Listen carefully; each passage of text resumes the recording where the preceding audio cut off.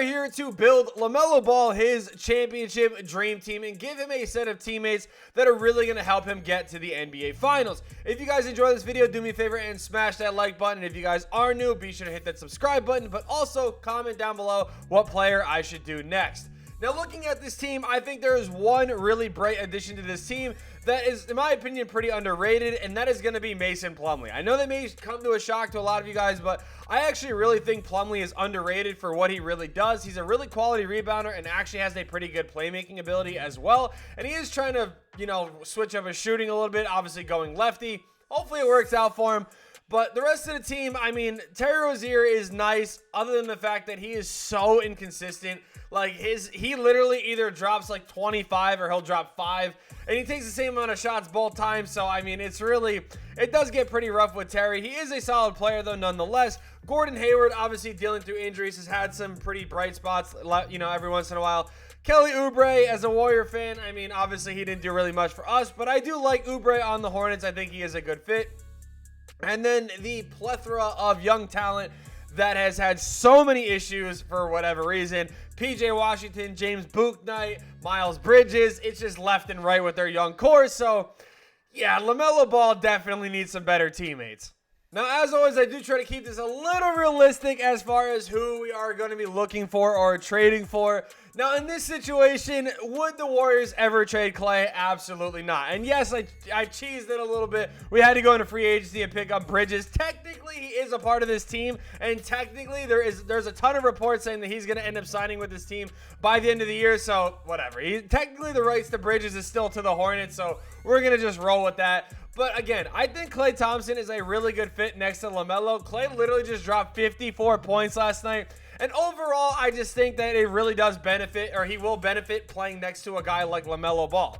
Next trade is going to be for Kristaps Porzingis. I actually think KP would be really good in Charlotte. He was actually rumored to go to Charlotte and had a lot of trade rumors there when he was looking to be traded from Dallas. So I think this trade does kind of work out for both sides. They would get a young quality big man in PJ Washington. Again, another good solid, starting PG next to a guy like Bradley Beal. So maybe they can obviously build around that. I was thinking of adding in Rui into this deal as well because Rui Hachimura is again looked to be traded from the Washington Wizards, but I think that'd be a little too much, so we're going to just take Kristaps, and I think this trade, again, is pretty solid for the Hornets. Next up is going to be for Aaron Gordon. Now, Aaron Gordon, I actually really like the idea of getting Aaron Gordon next to LaMelo Ball. LaMelo and the whole Charlotte Hornets tempo is always super quick. They have one of the fastest tempos in the league as far as soon as they get that rebound, they are immediately running up and down that floor. And honestly, if you just think about LaMelo Ball throwing up lobs to Aaron Gordon, that just looks like a whole highlight reel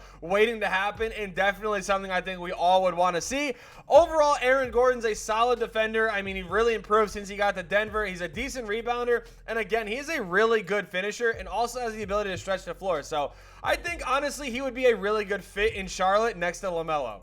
Finally, I actually think Saddiq Bey would be a really good trade piece for the Charlotte Hornets. And the reason why is that Saddiq Bey and the Pistons have not really been working out. They already said that they're willing to move him for either a first-round pick or multiple second-round picks. So giving them Cody Martin, a really good quality young big man in Mark Williams. I know they already have a bunch of bigs, but here, whatever. If it really comes down to it, here, I will literally give you a plethora of second-round picks. There you go. But I think overall Saddiq Bey makes sense on this team. You already have your defense between Klay Thompson and Aaron Gordon. You have LaMelo Ball. Obviously, he's going to be pushing that tempo. You have your stretch big in KP that's also a relatively decent shot blocker. And now you're going to add in a wing that can shoot the ball and just get a bucket whenever you really need him to. I think that's a perfect fit in this starting five. And for some added bench depth, I think trading for Derrick Rose is actually a pretty solid idea. Now, again, I was going to include Cam Reddish into this trade because I know, again, the Knicks are looking to move him or whatever, but I don't want to get too crazy kind of with the trade. So I think, honestly, Derrick Rose is just a good fit. We already are going to keep Oubre. We're keeping Mason Plumlee. So adding in a good PG off the bench really isn't that bad of an idea. So this is what the rotation is going to be looking like. LaMelo Ball at the 1, Klay Thompson at the 2, Saddiq Bey at the 3, Aaron Gordon at the 4, Kristaps Porzingis at the 5, Kelly Oubre as our 6th man. Again, I really do like Oubre on this Hornets team. I feel like coming off the bench, he has the ability to score 20 plus almost any night. So overall, I think it makes sense. Derrick Rose, again, our new backup PG. Mason Plumlee, and JT Thor. So one thing I want to start doing in these videos is keeping the bench a little bit more fresh. In the Shea Gilgeous one, I completely cleaned house except for Giddey. And I kind of want to keep some players on the team, you know, kind of keep it as close to as realistic as I possibly can. Overall, though, I actually really like this team. So let's go ahead and see what they can do. Game 1 of the season against the San Antonio Spurs, and we win the game by 3. Really good. Zach Collins almost put up a triple-double against us. That is insane. Aaron Gordon led the way, though. Klay Thompson with 20. Kelly Oubre with 19 off the bench. KP, Derrick Rose, and Lamelo Ball had actually not even that bad of a game. He didn't score, but he basically did a little bit of everything else. But again, like, this is what I'm talking about right here. I mean, Rose coming in, putting in 18 off the bench. Oubre with 19 off the bench. Like, our bench actually won us this game. So we actually started the season off 12-0, and then we immediately take back-to-back losses to the Miami Heat. I mean, maybe Jimmy Butler is our kryptonite. We'll lose the first game by 11. Second game was a little bit more of a blowout, but yeah, Butler, I guess, is just too much for us to handle. KP had a good game. LaMelo had a good game, but kind of sucks that we were actually doing really good, and then it just completely dropped off. I am watching the games though a little bit to kind of see if I need to up anybody's shot tendencies. Right now, it is looking like everybody's taking a pretty fair amount of shots, which I actually do like. I like the balanced shot attempts kind of throughout everybody. I mean, Derrick Rose, like, you're going 0 for 6. I don't want you taking more than those shots anyway. JT Thor came in, hit some shots. Plumlee 4-4. Like, this is all pretty good. Maybe Sadiq Bey, but again, like, if I was still on the Pistons, I would up it, but I don't really think we need to up his shots. I mean, a balanced shot attempt or shot attempts to every single player on this team is actually resulting in a lot of wins. At the trade deadline, we are 33-23. We actually just completely, like, I don't know what happened, but we dropped 146 in regulation against the Magic. I know it is the Magic, but just take a look at that third quarter. 43-15, like, absolutely insane. We dropped 43, and we actually dropped 43, 43, 30, and 30. That's actually kind of funny.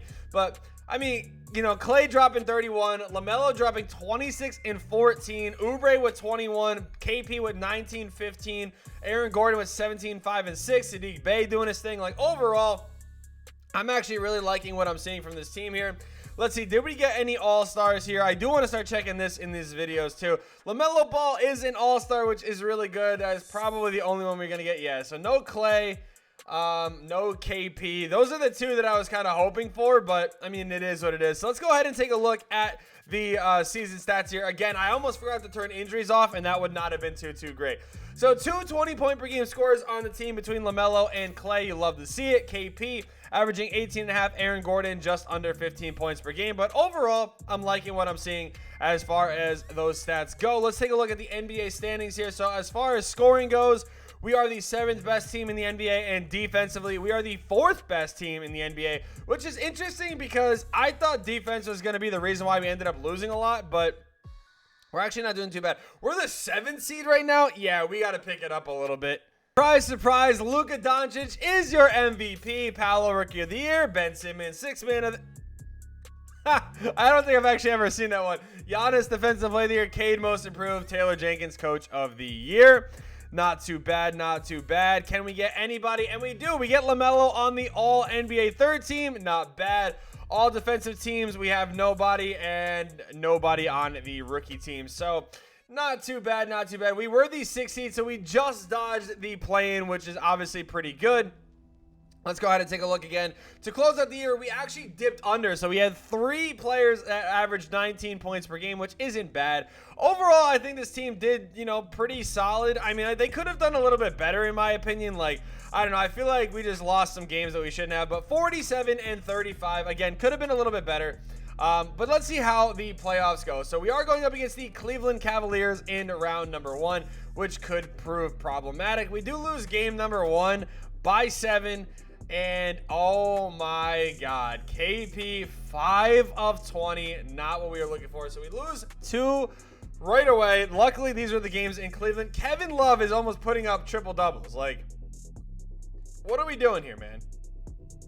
We're down 3-0 in the first round. Oh, man, LaMelo's fighting for his life, dude. I don't see how this team, like, we just got swept. Like, we really just got swept, and I really don't see how. I feel like this team was actually, like, pretty good, but apparently this is, I don't know, maybe Michael Jordan is cursed.